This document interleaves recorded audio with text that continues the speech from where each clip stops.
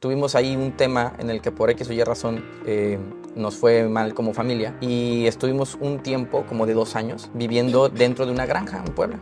Mi hermano y yo, literalmente, esos 2 años comíamos una vez al día. Dormíamos al lado de los animales, o sea, fue una situación muy pesada, ¿no? Y nosotros, para poder ayudar a mi mamá, yo trabajaba dentro de la fábrica textilera como unas 3, 4 horas y pues con eso alcanzaba para sacar la comida del día. Cuando uno pasa por esa situación en donde pues no tienes para comer, estás viviendo al lado de los animales, dormíamos en una bodega, no en una casa, ¿no? Sí. Una bodega y acomodados. Y digo, también a eso le debes de sumar, y hay que mencionar que tengo un hermano con autismo. Pues como yo siempre estoy con mi hermano, la gente te rechaza, lo veía como algo que se podía contagiar o algo con lo que sus niños no debían convivir. Eso me sirvió a mí mucho de aprendizaje, porque te das cuenta que no solo eres parte de un grupo invisible, sino que de pronto eres parte de un grupo al que lo etiquetan para que tú seas algo negativo para la sociedad. Todo eso fue un constante recordatorio de que la gente rechaza lo que no entiende. Fue mucho, yo creo que de enseñanza de mi mamá, el tema de empezar a hacer servicio social.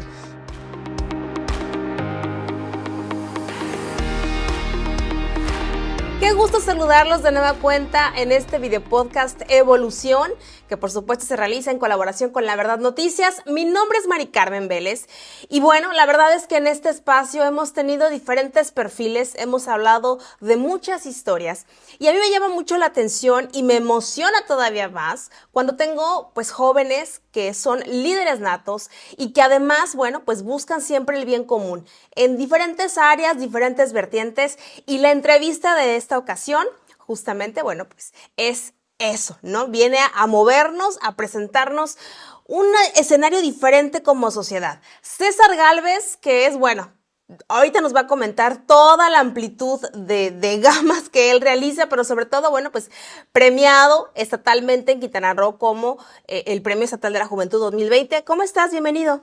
Muchas gracias, Mari Carmen. Es un gusto estar aquí contigo y aquí en La Verdad, que es un espacio que yo la verdad agradezco que abra las puertas para que podamos hablar y opinar sobre lo que está sucediendo en nuestra ciudad, y especialmente que es un espacio que te agradezco que lo abras para los jóvenes, que queremos demostrar que Cancún es otra cosa y no solamente fiesta y playas. Fíjate que sí ha habido bastantes jóvenes en ese asiento donde estás tú ahorita exactamente, y nos mueve, nos gusta, pero sobre todo nos convence de que la sociedad actualmente está moviendo fibras importantes en temas en donde todos tenemos que desarrollarnos, ¿no?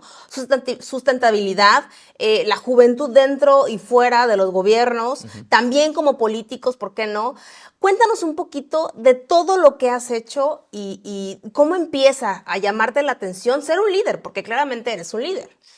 Mira, yo a veces digo que es como accidental, en mi caso, porque yo nací originalmente en la Ciudad de México, crecí en el estado de Puebla, y en Puebla con mi familia a los 8 años fue que empezamos nosotros a hacer como ese tema de buscar qué hacer los fines de semana. Mi mamá era una persona, y es todavía una persona, que dice que hay que hacer algo con el tiempo libre, ¿no? Entonces, cuando yo tenía estos amiguitos, ¿no?, que ya tenían videojuegos, pues no, yo era el amiguito que no tenía videojuegos, pero se iba a acompañar a las personas de la tercera edad en el DIF de Puebla, o que iba a las montañas, porque por allá hay mucha montaña para hacer escalada o para ir a hacer bicicleta de montaña o cosas por el estilo.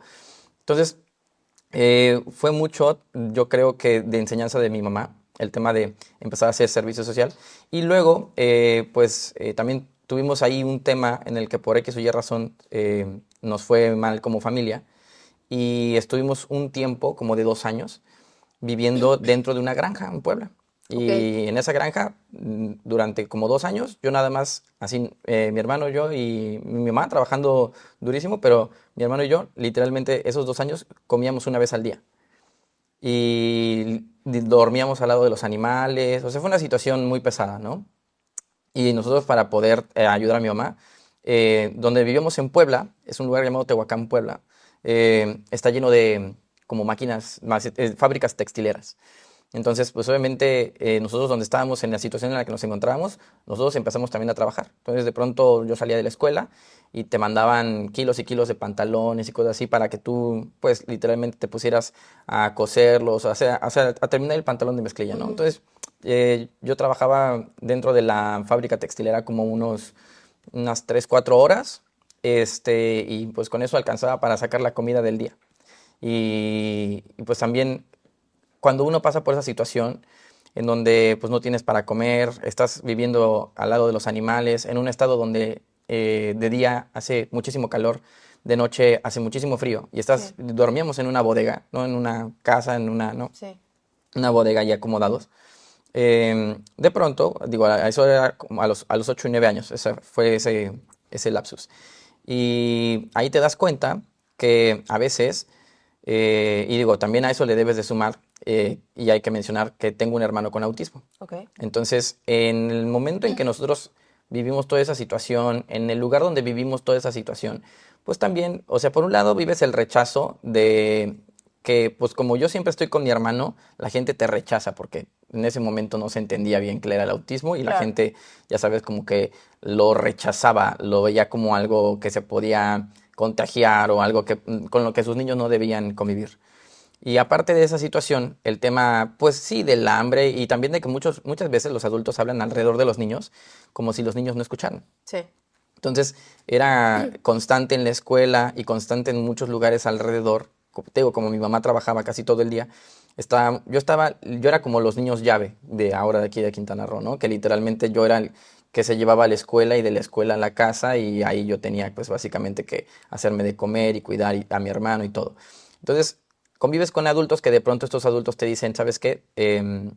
No, pues César, cuando crezca, seguramente se va a unir a alguna de las pandillas o va a estar así. O sea, empiezan a hablar de uno tirándote a que no tienes futuro, porque perteneces a ese grupo Vulnerable. invulnerable, vulnerable, rechazado, que no tiene recursos, Sí. etcétera. A pesar de toda esa situación que vivía en la escuela, yo tenía calificaciones de 9 y 10 y era en ese entonces el abanderado de la primaria. Pero aún con todo eso, pues la gente seguía manteniendo esa etiqueta, ¿no? De que, pues, sí, ahora es un buen chico, pero seguramente con las oportunidades que Está tiene, predestinado a ser de lo va a caer, peorcito, ¿no? Ajá. va a caer. Y entonces, eso me sirvió a mí mucho de aprendizaje porque te das cuenta que no solo eres parte de un grupo invisible, sino que de pronto eres parte de un grupo al que lo etiquetan para que tú seas algo negativo para la sociedad. Y creces con esa mentalidad, ¿no? O Ujú. sea, te arrojan tanto lo que debes de, o hacia dónde debes de ir, Es correcto. que te crees la idea. Y entonces, como yo lo que digo es, híjole, para mí fue pesado estar 2 años así. Y solo fueron 2 años. Imagínate crecer en un ambiente en donde constantemente te están Sí. cayendo con esa clase de pensamientos, esa clase Sí. de rechazo, puertas cerradas, etcétera. O sea, esa constante, pues obviamente te vas a terminar diciendo, ¿sabes qué? Sí, claro, ese es el camino que debo seguir. Pero, pues por X o Y razón también, tuvimos la oportunidad de salir de esa situación, pero me quedé totalmente con eso. Y también como que al crecer, ese rechazo también se me convirtió como en pues no les voy a permitir decir que a pesar de que viví eso, pues de todas maneras decidí tomar ese camino, porque realmente en ese instante en que nosotros empezamos a salir de eso, empecé a buscar también como ese de no solo ser bueno en la escuela, sino empezar a participar socialmente. Y se dio la oportunidad de que mi familia pudiera venir aquí a vivir a Cancún. Y ya cuando llegamos nosotros, justamente como de las primeras cosas que busqué hacer fue ver de qué manera poder ayudar socialmente. Socialmente, claro. Porque ya había estado en el tema de los scouts. Y no me uní de vuelta a los scouts, pero empecé a estar en organizaciones de apoyo con niños, empecé a estar en organizaciones para llevar apoyo a las comunidades que menos tienen. Y luego fue que alguien organizó en ese entonces una limpieza de playas, que fue la primera limpieza de playas a la que asistí, que fue de una organización que se llama y que sigue todavía haciendo limpiezas de playas, que es Ocean Conservancy. Claro, sí, con Araceli. Exacto, que en ese entonces no estaba ARA como tal incluida, sino que había otra persona. Y de ese grupito de gente que estuvo, yo conocí a otros chavos que hacían campamentos de verano.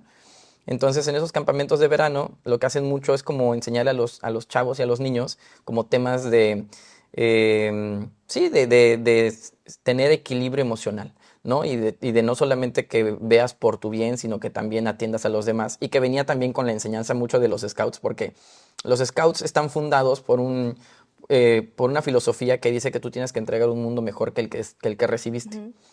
Y entonces, sumado a todo esto, pues yo entendí que se estaban alineando las situaciones para que yo pudiera dar por Cancún esa muestra de que no solamente, porque también obviamente yo cuando llegué a escuela pública, me di cuenta mucho que estaba enfrascado este tema de que los jóvenes, especialmente te hablo de 15, 16 años, iban pon tú, no adentro de los antros, pero iban a los bares que están alrededor de la zona hotelera, ¿no? Esos que no tienen mucho filtro. Sí. Y a veces también se colaban en algunos antros. Entonces, yo estaba muy totalmente en contra de esa situación de estar, pues como que volviendo a caer en la predestinación de que la gente diga que los jóvenes solamente somos eso. Entonces fue ahí que me empecé a enfrascar más en el tema de decir, ¿sabes qué? Pues me voy a meter más en organizaciones. Y algo que abunda aquí en Quintana Roo mucho son las organizaciones de medio ambiente. Ajá. Y pues también porque yo te voy a decir, de Tehuacán, Puebla, que no es que lo menosprecie en temas de naturaleza, pero básicamente pues es un valle que está rodeado de una de un denso desierto de arena, a este Caribe con sus colores, con su belleza, con lo verde. Pues yo la verdad quedé muy impactado con esta belleza natural, que para mí pues como que lo que conectó más fue ese tema de decir, este es un tesoro que yo quiero proteger, Claro. que también no está separado del tema de la gente, y eso lo fui desarrollando un poco más en mi crecimiento, que no solamente se trata de proteger la belleza natural o proteger el tesoro natural, sino proteger el tesoro natural y a la gente que lo conforma, que lo vive, que está ahí constantemente. Oye, César, y entonces, pues una cosa te llevó a la otra, Sí. ¿no? Y yo creo que el gran motor para tu decisión, pues fue esta parte de subconsciente que recibiste y que te negaste, ¿no? Y dijiste, Ujú. no voy a ser parte de la tendencia ni tampoco de la probabilidad, ¿no? Entonces, te fuiste por otro camino. Ujú. Oye, pero yo entiendo que actualmente representas a varias asociaciones, organizaciones e incluso estás dentro de Naciones Unidas. Ujú.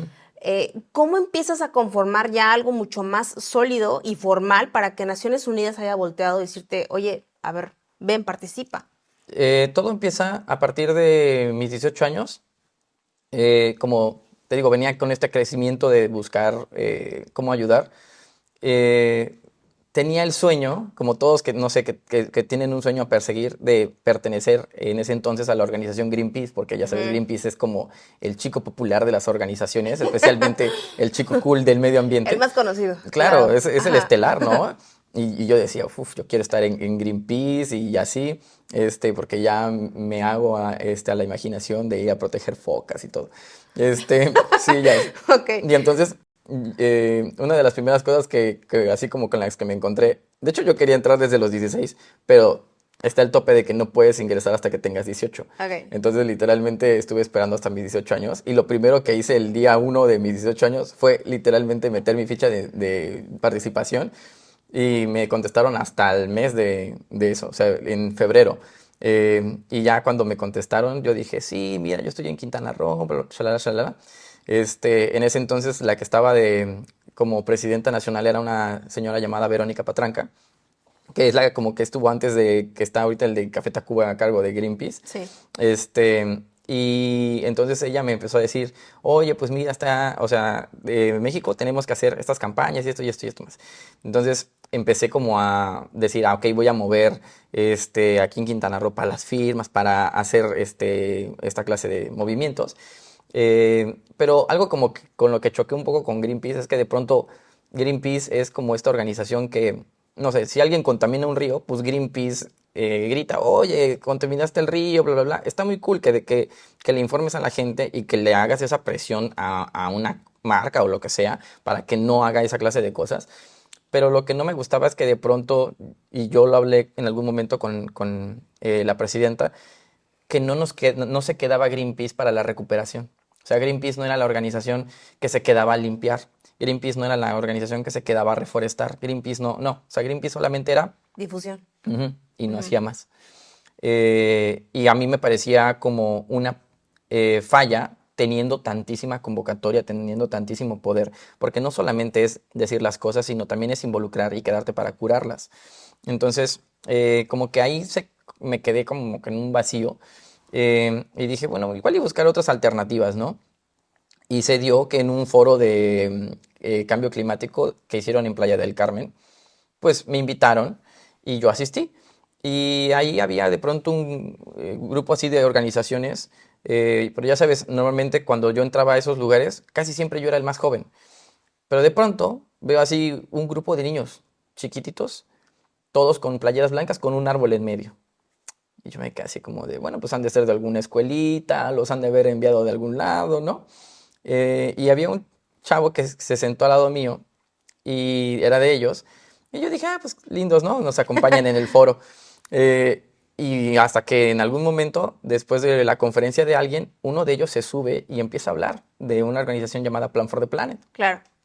Y entonces me doy cuenta que ellos hacían la parte que yo quería. O sea, ellos se quedaban al tema de... Resolución. Ajá, exactamente, ¿no? Claro. de participa, de mánchate las manos, éntrale al tema. O sea, no solamente te quejes, porque pues ya entrábamos en ese tema, empezamos a entrar en ese círculo vicioso de solo quejarnos en redes sociales de las cosas para esperar que alguien más, y no nosotros, pudiéramos solucionar el asunto. Y entonces cuando conocí el trabajo de Plan for the Planet, yo dije, uy, yo quiero pertenecer a eso. Y entonces literalmente terminando el foro los busqué y fue ahí que se hizo la conexión. Y ya posteriormente, pues ya le dije a Greenpeace, oye, pues muchas gracias, o sea, estuvo muy padre, aprendí muchísimas cosas, pero la verdad no es suficiente para mí porque... La vocación era distinta, ¿no? Porque Claro. para mí es importante curar al final del día, o sea, de quejarnos todos podemos quejarnos, pero solucionar también todos podemos solucionar y la cuestión es que no nos quedamos a hacerlo, porque siempre esperamos a que alguien más nos solucione las cosas, cuando deberíamos de tomar la voluntad de hacerlas nosotros mismos también. Totalmente, sí. Yo creo que pues vivimos en un mundo, no nada más en un país, yo sí creo que las situaciones que a veces de conflicto o de problemas que tenemos en México, las vemos replicadas en otros países, no somos el único país Sí, no. que cojea de ciertos temas. Y entonces cuando tú te involucras en algo tan grande como es Greenpeace, pues también se te abre ciertas opiniones, ¿no? ¿Tú crees que independientemente a Greenpeace, tú crees que hay asociaciones ecologistas que solamente se cuelguen como para poder tener alguna entrada o poder usar la mercadotecnia del cambio climático, de la sostenibilidad y demás cosas? Sí, de hecho, no solo organizaciones.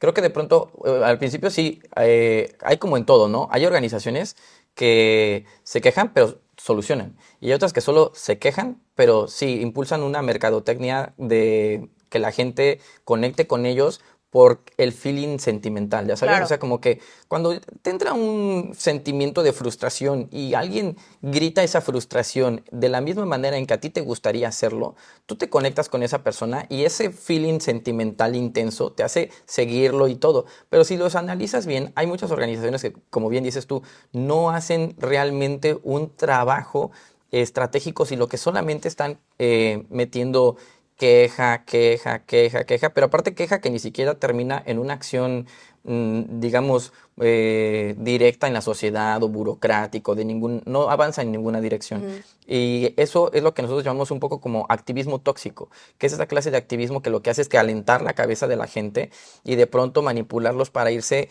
en algún sentido idiocrático que esa organización tenga. Y que muchas veces nos ha tocado que a veces son organizaciones que tienen intenciones de algún beneficio político o de alguna dirección política. Y sí, claro, me ha pasado. Y como dices tú, no solamente a nivel México, sino a nivel internacional sucede muchas veces eso. Entonces, fue de hecho otra de las razones por las que también me metí en Plan for the Planet, porque Plan for the Planet a nivel internacional, pues tiene de hecho un apartado que dice que tú no puedes usar a la organización ni nada en relación a Plan for the Planet para temas de política. De política, claro. Y eso a mí me encantó muchísimo. Pero lo que sí te dice Plan for the Planet es que tú tienes que empezar a hacer conexiones, no solo con la sociedad y no solamente con el sector empresarial, sino también con el sector gubernamental, porque al final del día todos son parte de un tejido social. Y como tejido social, pues si no trabajas con todos estos, ¿cómo vas a solucionar un problema, no? Totalmente. Fíjate que me llama la atención que antes de iniciar la entrevista yo te preguntaba si te habías involucrado en alguna cuestión política. ¿Por qué te lo digo? Porque no eres el primer perfil, ¿no? Que es juvenil, que mueve masas, que es líder, que está consciente de problemas sociales que debemos atender y que también el gobierno debe de apoyar. Y entonces en algún punto, generalmente cuando vemos estos perfiles decimos, seguramente hay algún instituto político que pudiera estar apadrinando, que pudiera estar moviendo, ¿no? Sin embargo, me dices, no, o sea, no tengo intención de estar en la política, aunque tu responsabilidad juvenil debe estar ligada a la cuestión gubernamental Claro. para solicitudes, para exigencias, ¿no? Para que se haga lo que se tenga que hacer. Sí. ¿Por qué no estar en la política? Yo aprendí que no es del todo necesario, porque siempre parece que las personas, yo también pasé por esa etapa en la que decía, claro, los tomadores de decisiones, los únicos tomadores de decisiones son las personas dentro de los partidos políticos. Pero esa es una afirmación completamente falsa y a la que literalmente la mitad de la sociedad está arraigada, ¿no? De que solamente el político puede impulsar propuestas de ley, solamente el político puede hacer cambios estratégicos dentro de una comunidad. Y no es así. Realmente, cuando tú entiendes el sistema y entiendes perfectamente cómo funciona todo este ejercicio democrático, es que el principal mecanismo que hace avanzar a una sociedad es que la sociedad haga que el mecanismo político trabaje. Y entonces de pronto dije yo, lo conveniente no es que tú estés dentro de la política. ¿Por qué? Porque al final del día tú también entiendes que la política está llena de ejercicios internos y muchas peleas sistema, ¿no? internas. Claro. Ajá. Y yo a veces le digo que es como los juegos del hambre, ¿no? Entran 100 creyendo que van a llegar a ser diputados algún día y el mismo sistema del partido político y que cada partido político dice que es diferente, pero todos los partidos políticos hacen lo mismo con los jóvenes. Entran 100 aspirantes, ¿no? Diciendo yo tengo estas capacidades de hacer cambios, tengo estas ideas, bla, bla, bla. Pero ese mismo sistema los va eliminando, los va metiendo en oficinas, les va cansando, les va apagando esa ilusión o les mete esa idea de que tienen que ponerse la playera, la camiseta del partido y odiar a todos los demás. Entonces, eso es una ideología destructiva que trae un joven con posibilidades a convertirlo a un político con ideas de aplastar a todos los A un demás godín y ser político. el que prevalezca, ¿no? Como que solo debe prevalecer el más fuerte. Y con las mismas mañas, ¿no? Exacto. Con ese mismo funcionamiento destructivo que tenemos de política en nuestro país, lamentablemente, y supongo que en otros más también. Sí, muchos. ¿No? Pero específicamente en México es como, ves un perfil que puede cambiar, que dices, es que este fulano posiblemente sí pueda trabajar bien, y entonces cuando entran ya a las legislaturas, a las cámaras, o a los gobiernos, o a las presidencias, es lo mismo, ¿no? Entonces, ¿se contamina?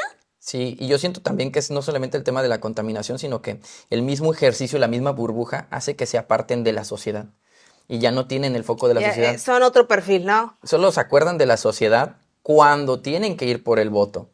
Pero, y hasta eso yo le he dicho a algunos políticos y se me han quedado así como de, si tiene sentido, el de, tú no necesitarías pedir votos si todo el tiempo y constantemente eres como un papá protector para esa comunidad. Si esa comunidad, ese estado, ese municipio siente que tú constantemente estás ahí arropándolos, que tú no eres una persona que llega cuando el niño ya se ahogó en el pozo, sino que literalmente haces el trabajo antes de que la situación se dé y que estás ayudando en ese sentido a que todos se desarrollen. Cuando llegue el momento en que tú necesites eso, la gente tú no vas a necesitar poner espectaculares y pintar paredes y tomar calles para que la gente sepa quién eres. Pero pues te digo, por esas situaciones y esas ideas en las que yo digo, ¿sabes qué? Pues a mí yo creo más en que tú tienes que ser esa clase como de familia con la sociedad. Es que yo no tuve el deseo de meterme en nada de eso de la política y de experimentar nada dentro de la política, porque al final del día también tenemos que ver que todo en la sociedad tiene que ser un balance. Entonces, si la participación ciudadana se concentra únicamente en el tema político, el tema de que la participación social no haya absolutamente nadie, hace un desbalance total, porque entonces todas las ideas y todas las propuestas que se escuchan desde partidos políticos, Claro. con búsqueda de, de que prevalezca lo que los partidos políticos desean para su bienestar y no lo que la voz ciudadana necesita. Entonces, yo dije, no, yo la verdad prefiero estar desde el lado social, desde el lado ciudadano, y desde ese lado ciudadano decir, ok, ¿sabes qué? Está muy padre todo tu plan de gobierno, está muy padre todo tus propuestas de ley, tu plan de tu trabajo, todo, pero mira, no estás viendo esto, no estás viendo esto otro, está esto otro, y nos hemos encontrado en situaciones donde literalmente hemos incluso tenido que intervenir dentro del Congreso. Como habías comentado, alguna vez tuviste aquí a Luis Durán, Sí, claro. y con Luis Durán, una vez, y no va a quemar a nadie, pero Sí, quémala, quémala. hubo, Yo sé quién es. Que hubo la queme. hubo una persona que intentó hacer un cambio dentro de cómo se iba a hacer el tema de participación del Congreso Juvenil. Y entonces, eso fue muy duro, porque para empezar tienes que hablar de un Congreso Juvenil que a la ciudadanía joven no le atrae mucho la política. Y un canal para que puedan experimentar la política y decir, oye, no es tan mala, no es tan aburrida, es justamente este ejercicio. Y literalmente hizo un cambio adentro en donde ya no podía participar cualquiera, sino solamente los que ella seleccionara, así casi de tú sí, tú sí, tú sí, tú sí, tú sí, y, Sí. y tú no, ¿no? Entonces, esa clase de selección de dedazo dejaba fuera a muchas personas. Y porque al final del día tú sabes perfectamente que una persona que está dentro de una representación política que elige, solamente va a elegir a los suyos Sí, o a claro. los que ella quiere escuchar allá arriba. Entonces, literalmente nos echamos un viaje, Luis Durán, Paula Villanueva, desde aquí de Cancún hasta allá, hasta Chetumal, 5 horas. casi, y ni siquiera fue de que agarramos un transporte, un ADO o algo así, no, nos fuimos así de que de la van, brincando a buscar dónde está la otra van y en la otra van, y luego la van que seguía tardaba horas en irse, entonces literalmente juntamos así como que la almorraya y órale, llévanos hasta Chetumal, y llegando a Chetumal así literalmente nos echamos todo como lo que estaba en el programa hasta llegar a ese punto, y ellos tenían planeado en su programa que ese punto no les durara más de 20 minutos, o sea, nada más era una levantada de mano y bye, y no, hicimos que esa decisión durara en tomarse hasta como las 9 10 de la noche. O sea, ya cuando salimos del Congreso ya no había ni para volvernos. Pero además salieron triunfantes, ¿no? Porque sí fueron escuchados, Sí. sí fueron atendidos y sí lograron el objetivo, ¿no? Que al final del camino, bueno, pues eso es lo que mueve justamente organizaciones sociales juveniles. Ahora, César, bueno, lograste o has logrado cambios importantes dentro de la política, representante de Plant of the Planet. Además, también tienes tu propia organización de movimientos sociales. Pero a mí me llama algo la atención y regresando un poco a esa edad de los 8 años, en aquella granja, con aquellos animales, y haciéndote cargo de un hermano con autismo, supongo no ha de haber sido sencillo. Hemos tenido aquí familias con parientes o con hijos específicamente. Tuve aquí una amiga que tiene un hijo autista y nos platicaba de la cuestión de repente un poco compleja, ¿no?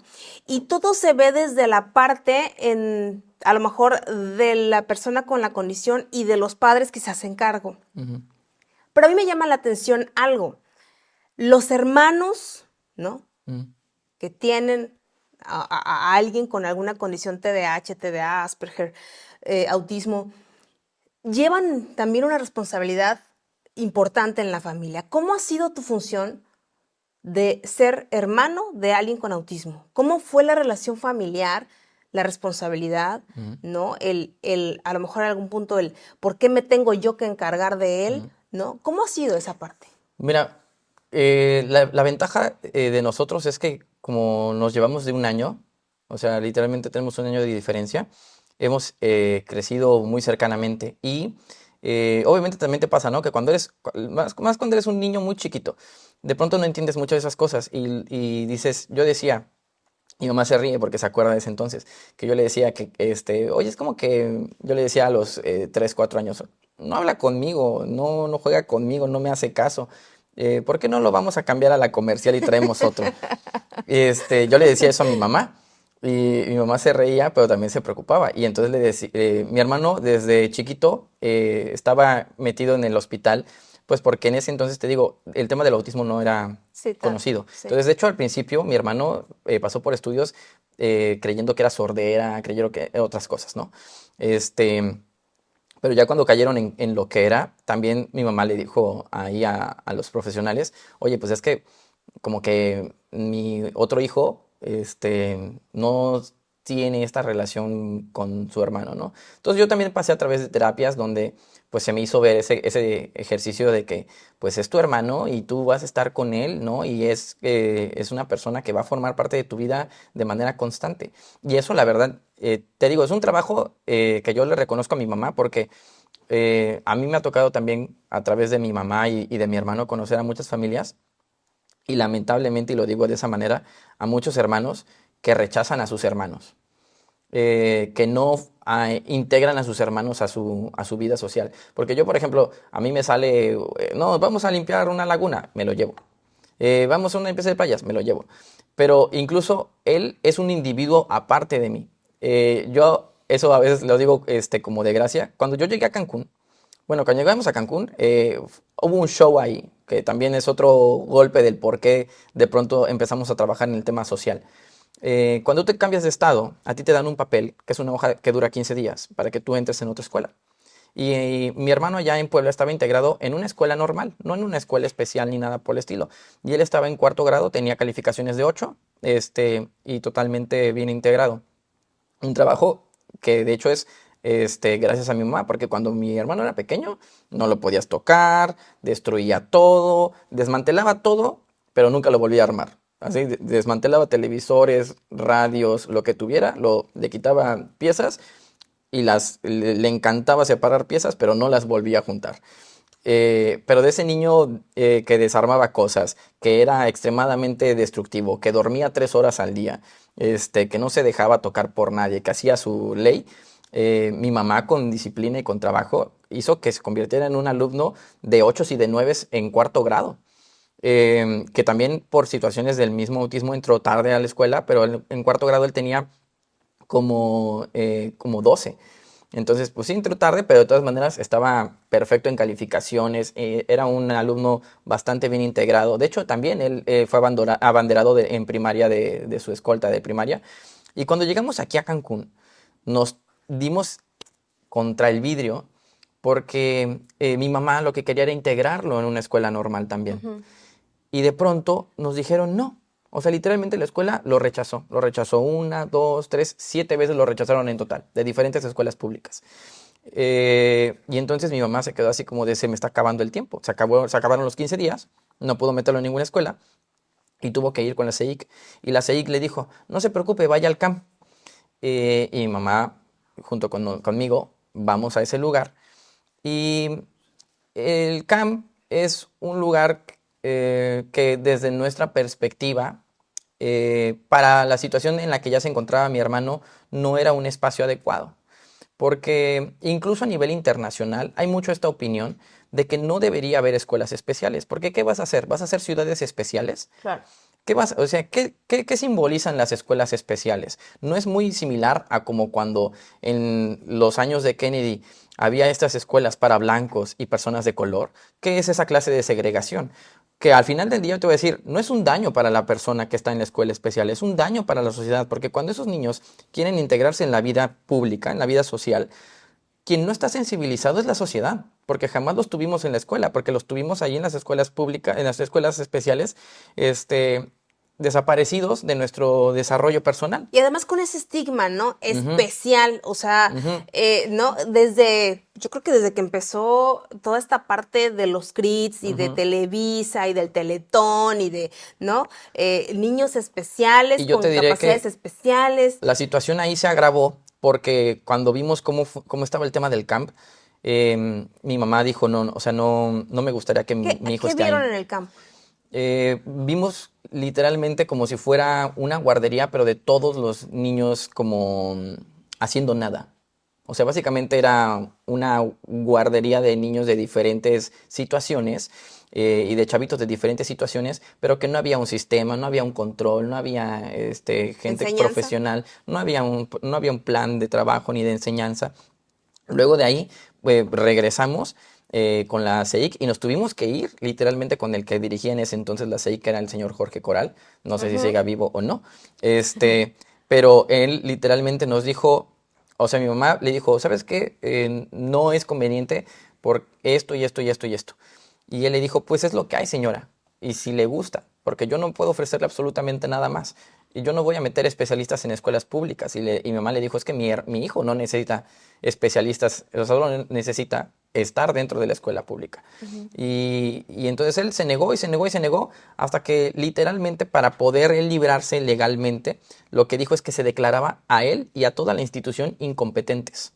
Entonces ahí mi hermano quedó desprotegido totalmente en el tema de educación, quedó totalmente abandonado por el Estado en el tema de educación y pues literalmente lo rechazaron del sistema educativo y a mi mamá por estar peleando y por moverse con derechos humanos a nivel ya Secretaría de Educación Pública, ya la tenían vetada y rechazada y todo. Entonces mi mamá con el hecho de decir, ¿sabes qué? No voy a seguir trabajando en el tema de desgastarme en el tema de intentar hacer que entre en un sistema que lo rechaza, pues vamos a buscar otra cosa.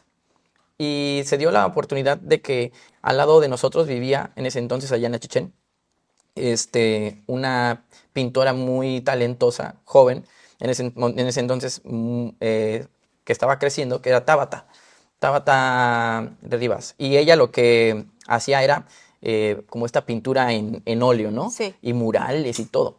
Ella ahora es una artista reconocida que en Mérida tiene unas galerías súper impresionantes. Pero en ese entonces era una chava que pintaba en pequeños cuadros de óleo.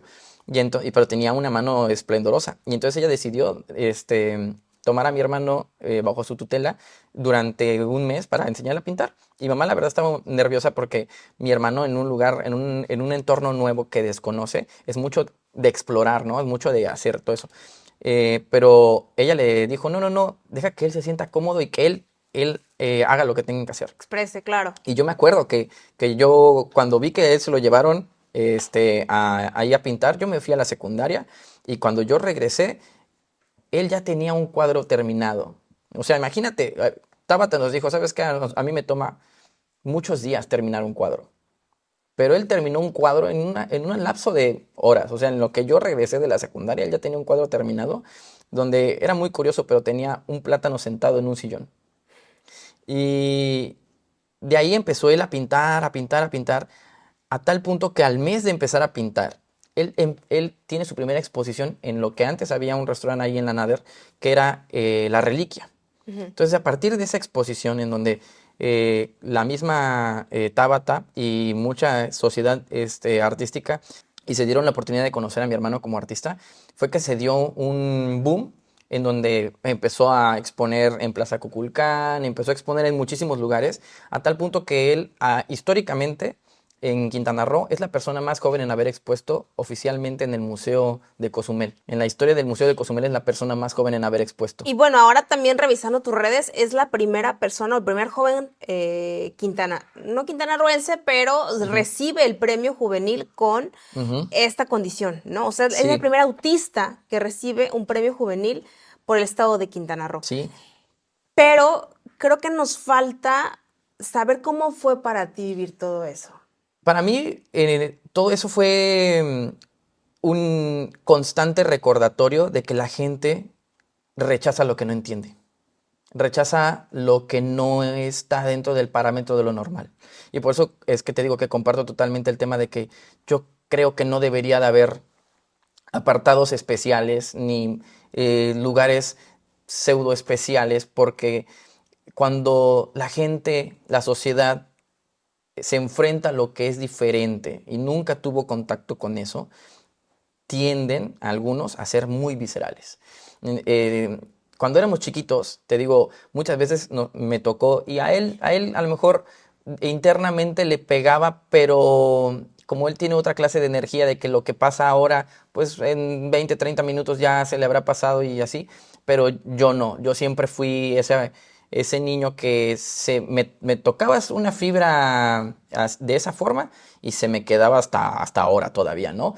De cómo, por ejemplo, los papás literalmente, yo sí era consciente de que los papás se llevaban a los niños cuando nosotros llegábamos a los parques, cuando éramos chiquitos, o de que literalmente nos ponían caras cuando llegábamos a un supermercado. Una vez en un restaurante aquí en Cancún, nos sentamos en una mesa de esas que están como de islitas en el centro, y mi hermano pues nada, pues estaba ahí jugando y hablando con nosotros, y un papá al lado de nosotros le habló al mesero y le dijo al mesero que nos moviera. Y el mesero le dijo, no, disculpe, no puedo hacer eso, pero nos estamos escuchando. Claro. Y yo y mi mamá volteamos y le preguntamos, ¿por qué? O sea, le hicimos algo que le molestara. Y pues él hablaba del tema de que no quería que mi hermano estuviera cerca de su familia, ¿no? Y le dijimos, pero pues no les está haciendo nada. Y él dijo, pero yo no quiero a gente como él cerca de mi familia. Esta gente no debería ni siquiera de nacer. Así literalmente fue su palabra textual. Y nos hemos encontrado con esa clase de rechazos una y otra vez. Pero especialmente te hablo que los rechazos más duros con palabras textuales, así, porque también me tocaron que en ferias o cositas por el estilo estábamos ahí pues como niños, y nos han tocado rechazos con palabras antisonantes, con toda esa clase de cosas hirientes. Entonces, conforme crecí con él, me di cuenta de eso, que la gente tiene un rechazo fuerte, un rechazo visceral hacia lo que es diferente cuando no lo entiende y no se detiene a preguntar, oye, ¿qué está pasando? ¿Por qué pasa? ¿No? ¿Cuál es Claro. la situación? No, la gente sencillamente quiere que eso que es diferente esté lejos, sea aparte. Pues yo creo que la ignorancia nos hace radicales, ¿no? Ujú. Y esa es un talón de Aquiles como sociedad, porque la responsabilidad de conocer más allá de lo que a simple vista se ve, nos hace ser empáticos. Y creo que la empatía, y me gustaría cerrar con esto, va muy hilado a todo lo que has vivido y por eso, ¿no?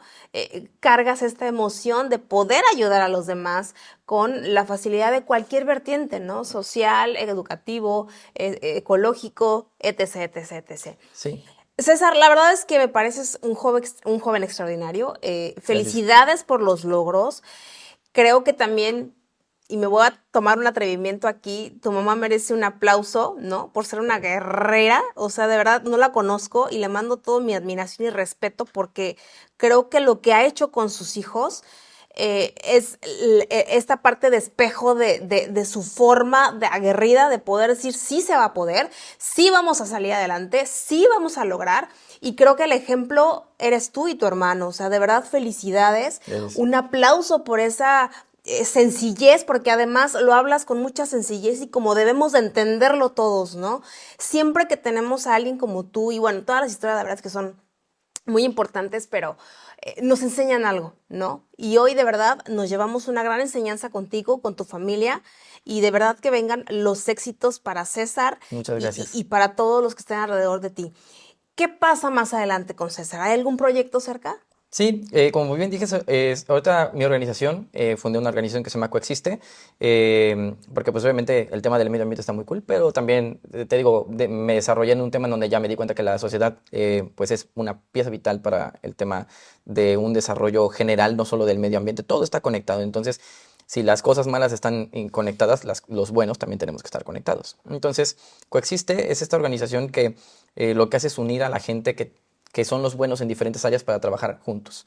Y ahorita lo que viene es, se acerca la fecha del 21 de septiembre, que es el Día Internacional de la Paz, y estamos en comunicación ahorita en trabajos con la organización Peace One Day del señor Jeremy Gilley, que son los que lograron que el Día Internacional de la Paz estuviera dentro del calendario de Naciones Unidas. Entonces, el 21 de septiembre y todos esos días cercanos, vamos a estar trabajando para unir ahorita como sociedades juveniles y universitarias para poder, pues ahora sí que concentrar y arrastrar lápiz y hacer un pliego petitorio acerca de cuáles son las necesidades vitales de las comunidades juveniles en la ciudad en temas de seguridad. Porque muchas veces se habla acerca del combate a la violencia, pero no es para llegar a la paz no solamente se combate la violencia, se tiene que combatir violencia, se tiene que combatir inseguridad, se tiene que combatir pues estos temas, ¿no? De vulnerabilidades, que llevan a grupos a acercarse a otros grupos no adecuados. Entonces es un trabajo entero que se va a hacer en conjunto y en presencia de la Secretaría de Seguridad Pública, y que también se va a hacer en presencia pues de algunas autoridades, para que ellos también entiendan que este trabajo es realmente de la voz de los jóvenes hacia la gente, y de que no es nada más, y este documento no es expresamente un documento de quejas, sino es un documento de, mira, queremos hacer esto con ustedes para poder construir un Cancún literalmente pacífico, sin violencia, que no estemos teniendo estos temas de inseguridad. Eso viene para la fecha del 21 de septiembre. Y luego, de ahí, otra fecha importante para nosotros, que también está aliada con Naciones Unidas, viene en cierre de año, participación de Coexiste a forma virtual dentro de la COP. ¿Por qué digo a forma virtual?